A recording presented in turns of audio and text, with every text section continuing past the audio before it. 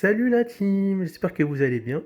Aujourd'hui on se retrouve pour une vidéo assez spéciale parce que j'ai décidé de comparer mon ancien PC sur la gauche que j'avais quand j'étais étudiant et j'ai commis une grave erreur mais je vous expliquerai pourquoi dans la vidéo avec mon nouveau PC portable de chez MSI. Donc on va comparer les deux, comprendre quelle est l'erreur que j'ai fait en prenant ce PC là et pourquoi j'ai décidé d'investir dans un PC MSI et pourquoi j'ai investi autant dans un PC portable et pourquoi je peux passer d'une tour plus tard qu'à un PC que plutôt reprendre un PC portable. Donc pour ceux que ça intéresse, j'avais fait une vidéo de présentation où je déballais la bête MSI, ainsi que je présentais les caractéristiques techniques du PC en détail. Plus je faisais tourner sur GTA en mettant tout avant pour vous montrer comment le PC tient. Donc pour ceux que ça intéresse, je vous invite à cliquer sur le lien en bas de la description pour regarder la vidéo de déballage des caractéristiques techniques et le GTA, comment ça tourne dessus. Et on va revenir sur ce PC-là. Ce PC-là, en fait, j'avais acheté quand j'étais étudiant.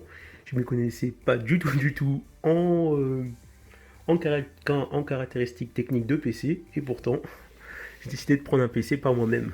Le truc à jamais faire.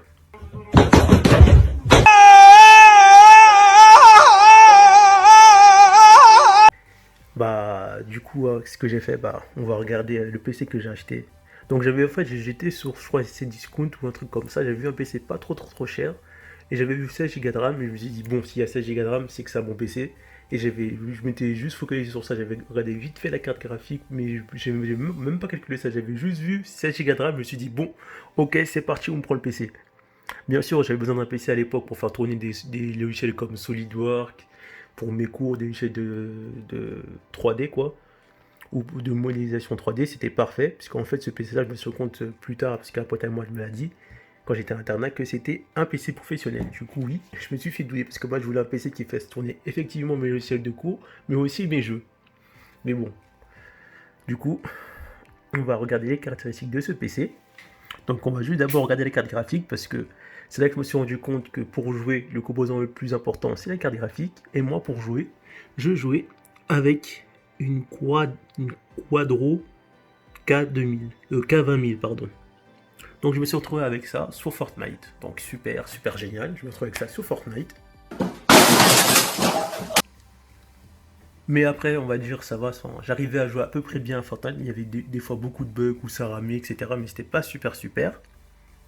Donc, on va voir les autres caractéristiques techniques du PC. Donc, on voit que c'est un ancien i7 3520M, CPU 2,5 GHz, ce qui est quand même pas mal, 16 Go de RAM. Donc, on va dire que c'est un PC plutôt pas mal. Mais bien sûr, je m'étais pas rendu compte d'un truc, c'est qu'en fait, les PC professionnels, enfin les PC pro, pour les professionnels, ils sont assez conséquents. Parce que moi, regardez-moi la taille de la bête, regardez l'épaisseur du PC déjà. Juste l'épaisseur. Ce PC doit faire plus de 3 kg, il est extrêmement lourd à porter déjà. Donc déjà c'est un PC vraiment lourd. Et ça moi je me suis pas rendu compte de ça et comme un con, je l'ai acheté. Du coup voilà. Hein.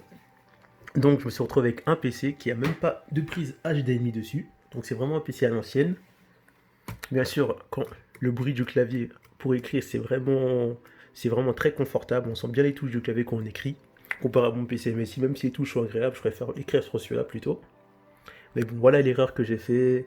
Étant étudiant et voulant acheter un PC, j'ai vu qu'il n'était pas trop cher, j'ai pas cherché à comprendre ou regarder les autres caractéristiques techniques du PC ou demander de l'aide à quelqu'un, je l'ai acheté comme un con.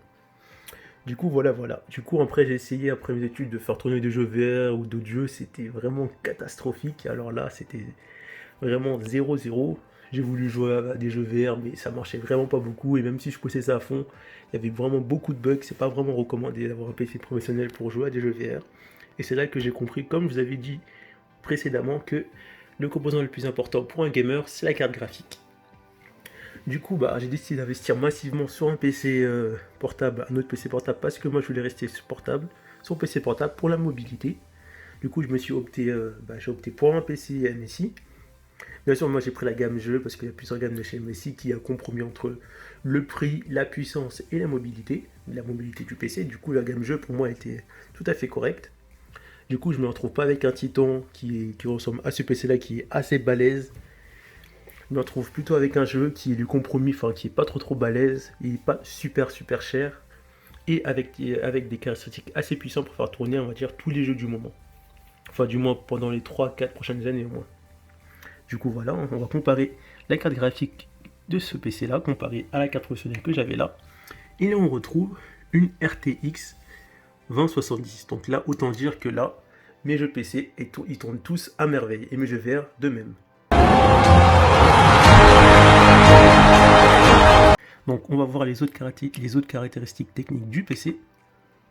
Donc on retrouve un i7 plus récent 10650 à CPU, cadencé à 2,60 GHz, 32 Go de RAM directement sur le PC. Donc 16 ça aurait été parfait, mais 32 c'était pour le plaisir, parce que je voulais me faire un petit plaisir, donc c'était pas 16 ou 32, peu importe. Du coup voilà. Donc bien sûr sur ce PC on retrouve un connecteur HD, enfin pour les télé HD, que je n'avais pas sur ce PC là. Donc si on compare juste l'épaisseur du PC, on va juste rapprocher mon PC de l'autre, on voit que... Ah bah ça aurait tombé, c'est pas grave. On voit que le PC il reste quand même assez épais. Mais vraiment ce PC il est vraiment très balèze, parce que quand je devais le porter, plus la batterie, donc tant qu'on y est, on peut même comparer les deux batteries. Donc là, vous voyez les deux batteries. Donc la plus grosse batterie, c'est mon PC MSI. Et la plus petite batterie, c'est le PC professionnel. Donc autant dire que c'est pas super. Mais bon. Du coup, voilà. Donc voilà pourquoi j'ai décidé de changer de PC. Parce que je pouvais plus jouer avec un PC comme ça. Enfin, après, je jouais sur console PS4, mais j'ai envie d'investir et jouer sur PC. Parce que PC, je trouve que c'est mieux.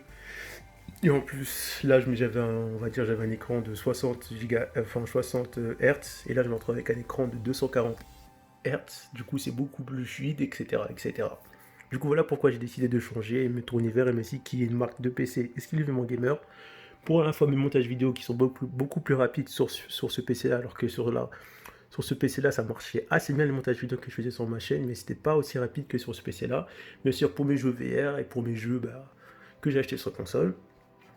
Et en fait, pour vous rappeler on va vous rappeler un petit truc qui va être intéressant pour vous, à mon avis.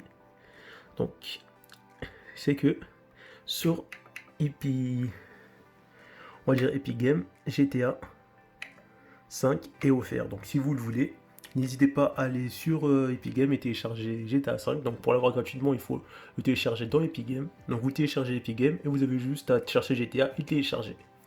Et vous l'avez gratuitement.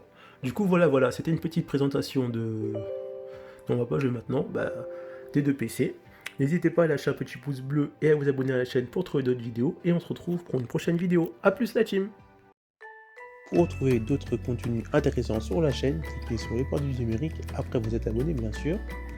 Et ensuite, vous pourrez accéder à toutes les vidéos de la chaîne ou cliquez directement sur playlist pour voir les différentes catégories de vidéos qu'il y a à voir sur la chaîne, comme astuces Oculus Quest, astuces sur Netflix, des applications Android intéressantes à découvrir, des astuces Instagram, des astuces sur Note 10 S10, Snap, P30 Pro et plein d'autres choses qui vont venir par la suite. A plus la team!